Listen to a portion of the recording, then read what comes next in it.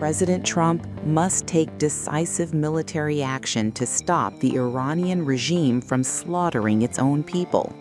These are the words of Reza Pahlavi, the exiled son of Iran's last Shah and a prominent opposition figure living in the United States.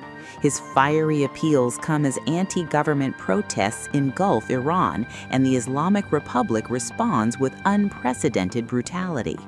Pahlavi has called on the U.S. and international community to conduct surgical strikes against the Islamic Revolutionary Guard Corps, Iran's paramilitary backbone, describing it as the regime's main instrument of repression. He argues that neutralizing IRGC command structures and assets could weaken the government's deadly crackdown, save lives, and accelerate its collapse, all without a full-scale war. The unrest in Iran began in late December 2025, triggered by economic collapse, runaway inflation, and the rial losing nearly half its value. Protests quickly spread to all 31 provinces, with citizens chanting against the regime, waving pre-1979 symbols, and voicing support for Pahlavi. The government's response was swift and brutal: nationwide internet blackouts, mass arrests, executions, and lethal force reportedly killing thousands. The violence peaked after Pahlavi publicly called for coordinated nationwide demonstrations in early January 2026. Pahlavi emphasizes that the regime is on its last leg and presents the U.S. with a rare window for decisive support. On February 9, 2026, in a Hugh Hewitt radio interview, he reiterated his call for military strikes, warning that delays could lead to more bloodshed, even what he described as a genocide in the making.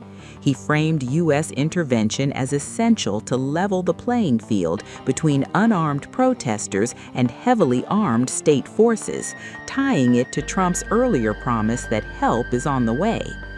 President Trump has publicly threatened very strong action if killings continue, but has also expressed skepticism about Pahlavi's ability to rally support inside Iran.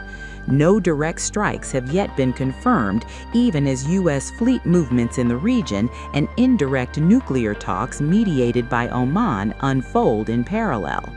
The next weeks could shape Iran's future. Targeted strikes on IRGC leadership might embolden protesters, fracture regime loyalty, and hasten a transition to democracy, potentially positioning Pahlavi as a central figure. But any military action risks retaliation against U.S. or Israeli assets, raising the specter of a wider regional conflict. Without intervention, the regime may temporarily suppress the uprising, though underlying grievances would likely resurface.